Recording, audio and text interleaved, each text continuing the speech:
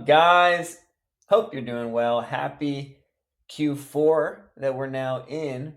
I'm sending this video to talk about Q3, a little bit of what happened, what I'm seeing moving ahead. As always, this video is not financial advice, although I am your financial advisor. The way that I do that is how I manage your account, not in these kind of one-hit wonder, sending to everyone simultaneously communications. But hopefully you're able to get some information from it, kind of glean from the way that I'm seeing things. And I do enjoy this opportunity to kind of keep you in the loop with some big picture happenings. So let's get into it. Q3. Overall, every client's different, of course.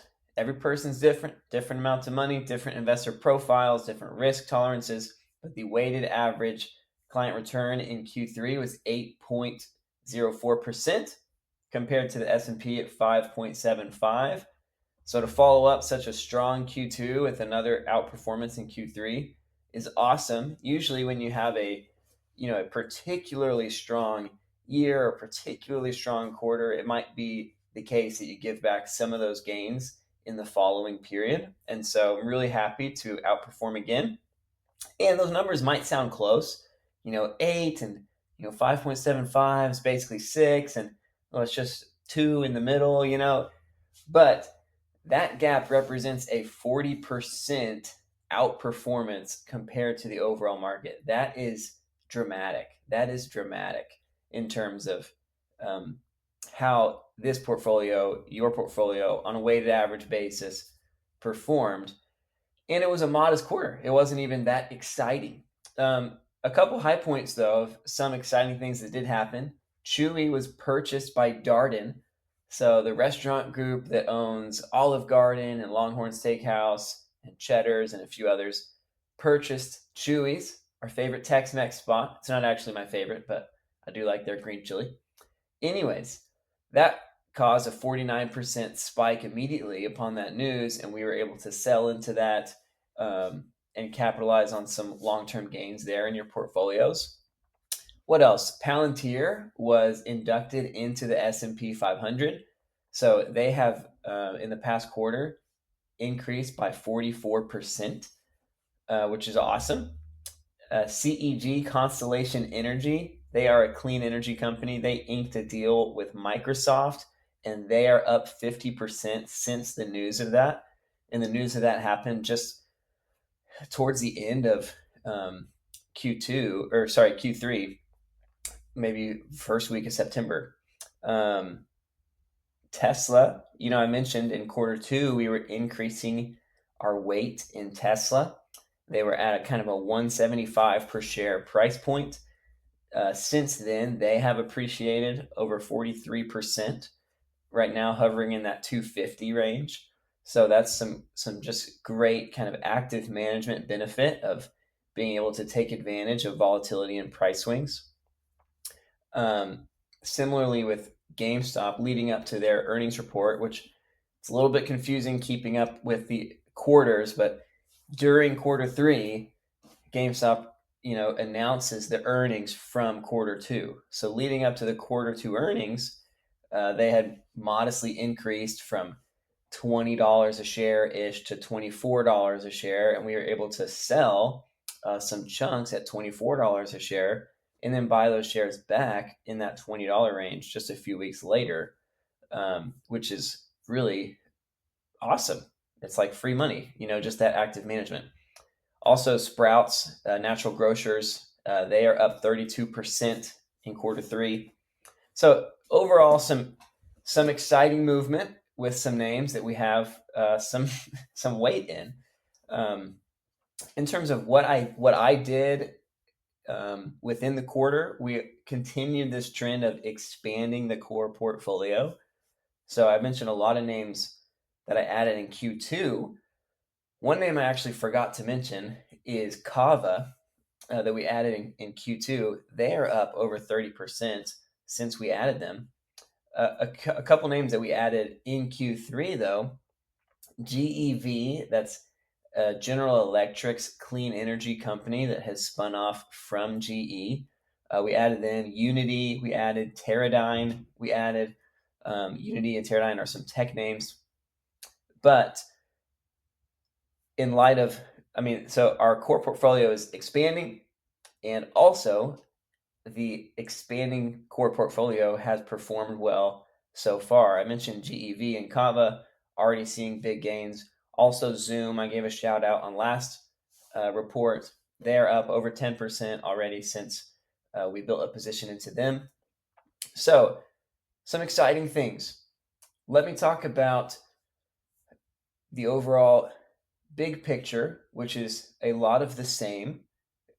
Some warnings that I sent in the last video are, hey, I don't want you to forget what I've said so far as far as the widening of cracks.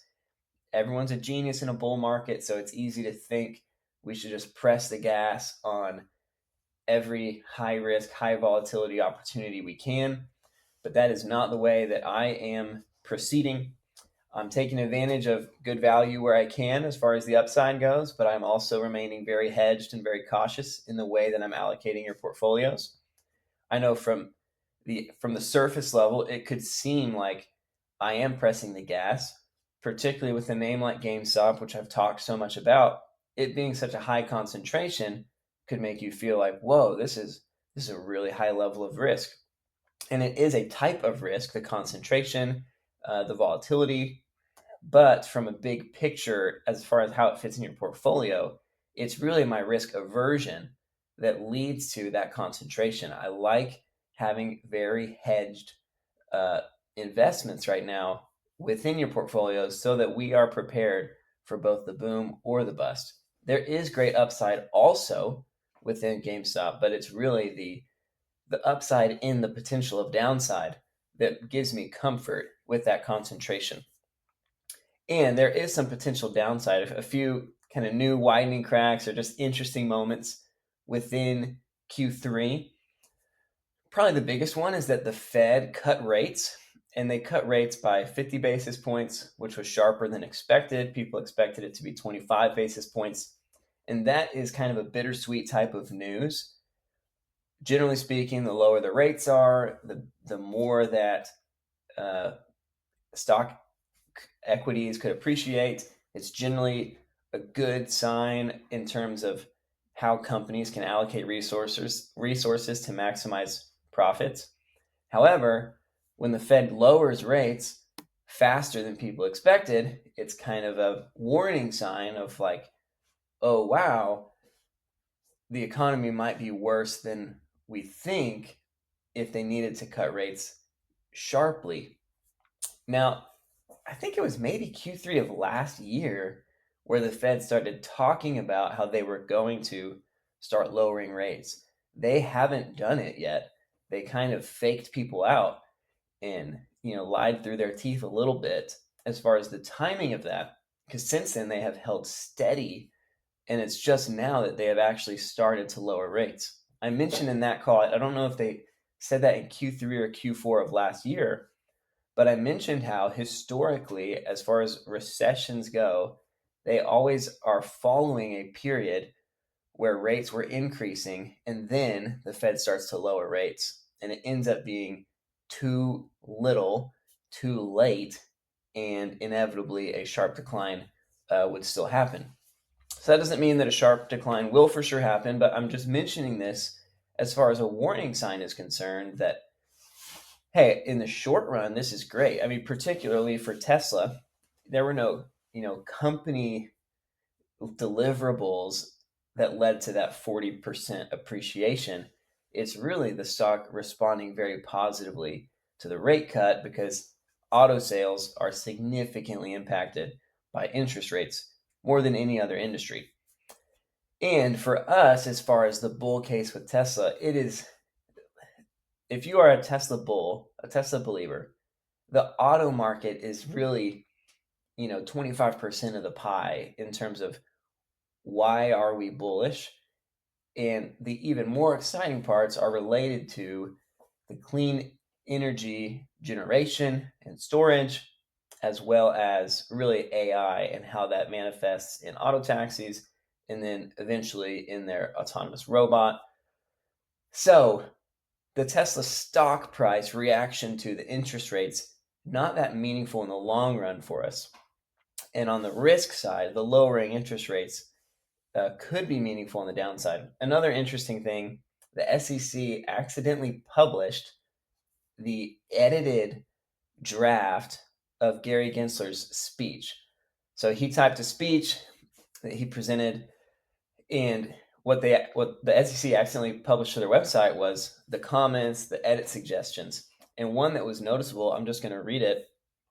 It stood out to people is, he was talking about how large financial institutions are restructuring in the face of a potential failure. And the edit suggestion here said, I strongly recommend that a sentence be placed here or somewhere in the first part of the speech to reassure markets that you are not making the speech because you think there is an imminent crisis. Now, it could be nothing, but the SEC has since taken this down when they realized that they published the edit version and not the final version. But it is certainly eye-opening to realize the level of, I guess you could say, intentionality that is going behind, hey, we don't want contagion to fear. We don't want to alarm people. We want to continue to communicate that we have this all under control. We're going to be able to create this soft landing, and neither the boom nor the bust scenario will play out. We are just a happy economy with happy people. Of course, if you're in the main street, if you're in the everyday economy, you know that it's not really happy days. It's really very difficult days, and inflation has well outpaced people's financial means, and they're just covering the gap with debt that's getting more and more expensive, but now potentially slightly less expensive debt. So that's the best bone that the government threw out at us in Q3. So still a very interesting time, still a very cautious time, while in the midst of continuing AI developments and continuing economic growth, at least from a stock price appreciation perspective.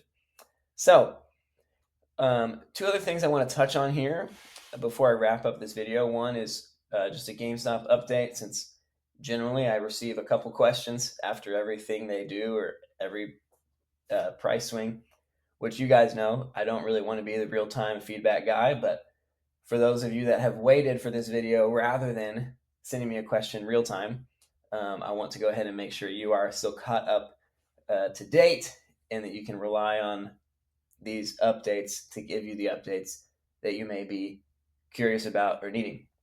So I'll touch that for a second, and then I'll give some BR legacy updates that are kind of exciting. So GameStop, they reported earnings. Basically, nothing super exciting happened this quarter. It was a lot of just continuing the trends that I have already been communicating. So all really positive things by and large. They posted a profitable quarter in their Q2, which they communicated during Q3, which was the first time they have had a profitable Q2 since 2017. So, it is dramatic. Full year profitability is in the bag. They are sustainably profitable, and they're continuing to prove it. And that is just so comforting. They are also very lean and mean, and that enables their continued profitability, particularly as they are continuing to reduce their storefront. They are shoring up operational costs. They are lowering liabilities substantially. And the concerning part of that is that also contributes to a lowering of revenue.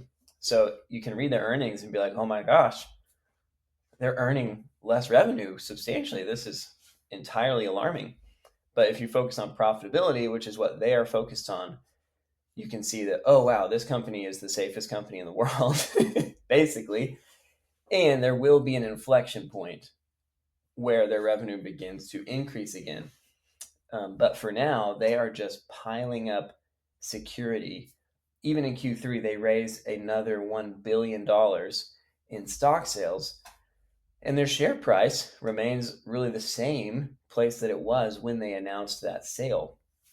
And so it's basically a free $1 billion, which they're then investing and or just putting into T-bills, which is increasing their income, which is just increasing the sustainability of their profitability, and also increasing their war chest for the inevitable company or companies that they purchase or that they merge with, to then really accelerate their expansive stage Now, we're really in the dark in a lot of ways as far as what will they expand into, but that is a little bit um, neither here nor there as far as the big picture narrative that this company is undergoing. The other thing I wanted to highlight is that they really are the best incentivized leadership structure, I think, ever. And what I really mean by that is from the top, the CEO, Ryan Cohen. I mean, first of all, his track record is phenomenal in terms of building Chewy, which won this online e-commerce retail battle with Amazon, created a multi-billion-dollar company. That is the same person that is running GameStop now. He purchased over 10% of the company in GameStop with his own money, and slowly, I mean, this happened in late 2020 that this takeover happened. But since then, of course, he was on the board, but he's also made himself the CEO and also made himself, I believe, the CIO and maybe some other roles as well. I mean, he is taking on a ton of responsibility within the leadership and operations of the company and receiving no compensation whatsoever. Now, you've maybe heard like, oh, like doesn't like Mark Zuckerberg do that? No, no, he does have compensation. What some major CEOs forego is a salary. They'll say, hey, I don't receive any salary, but they receive compensation from stock options or stock gifts as a result of the performance of the company or incentive based bonus type things. Ryan Cohen has nothing, no bonuses, no stock compensation, no options, no vested anything, no salary. He's working for free. And no one has ever done that before in terms of this scale of a publicly traded company. Elon Musk didn't do that. I mean, he very famously really fights for his compensation. He's like, hey, I'm going to work this hard. I'm going to influence the company to this extent. And so I want to get paid what I deserve as far as my fair share. Ryan Cohen philosophically is really opposed to a lot of the status quo in corporate America as we know it. And it shows in the ways that he will work without really demanding or expecting anything in return and saying, hey, I'm gonna be just fine because I own a huge portion of this company. But he's incentivized along with the investors. His money is tied up into the company itself and nowhere else. And he hasn't sold anything either. Sometimes you'll see executives selling chunks to cover tax liability, etc. He is not doing that, or hasn't done that so far in the 4 years or so that he's been an owner. So overall, nothing dramatically exciting. I thought there would be a dramatic, exciting moment for GameStop within Q3. I'm probably early, but not wrong as far as that goes. But when exactly is the moment where we see another big catalyzing leap for them? It's very TBD. But overall, an encouraging quarter. So that's that. BR Legacy. Okay, a couple exciting things. You maybe have heard if you're subscribing to my newsletter. But on one hand, we have surpassed over $4 million in assets under management. That is your money that you've entrusted me to invest for you on your behalf. And I just wanted to say thank you guys so much. Thank you guys so much because with this critical mass, I'm able to earn enough. It's still a pretty modest annual salary as far as what do I make for being your investment manager, but it's enough to where I felt comfortable letting go of Common Goods, my resale warehouse. We have signed the agreement to sell that to a man named Josh that I've been training. He's been working for me for several months and will for several more months until that business sale becomes effective February 1st. So I just wanted to say thank you because really you guys are allowing me to step into this role even more full time. I've always hired out work for Common Goods. It's very much been a part time effort for me, but I'm really thankful to just get it off of my week altogether and really devote more and more resources and attention to managing for you guys. So I wanted to say thank you. And one way I wanted to say thank you is actually this gift that I'm going to send you. I would put it closer to the camera, but it will just be blurry if I do. You see that? But it is a metal pin with my logo, BR Legacy LLC. And then on the other side of the pin, this is just for you guys. I included this little phrase, Founders Series. And so basically what I'm saying is that you are a founding client of BR Legacy. We will receive more clients in the future. Every quarter we add some, and I'm really excited. If you happen to know people that might be interested, my capacity to take on new clients is expanding with the sale of common goods, and so certainly would appreciate if you put in a good word for me with someone that you know. But I wanted to thank you specifically for being kind of the first 50 households, the first 50 clients, the founding clients, the people that made a way for me to make this my full-time entrepreneurial business and job and career as an investment manager. And I want to honor you with that. I want to thank you with my words, thank you with this gift, and thank you in more ways to come in the future. But that's really important to me that you feel thanked. It is intrinsically, entirely so much more bold for you guys to be the early people to entrust me to be your manager, particularly when I just turned 30 years old. I have,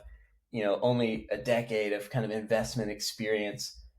It'll be so much easier for someone 30 years from now to invest under the BR Legacy umbrella than it was for you guys who made that choice of high trust and high conviction in the vision and values of BR Legacy and in me as your investment manager. So thank you guys so much.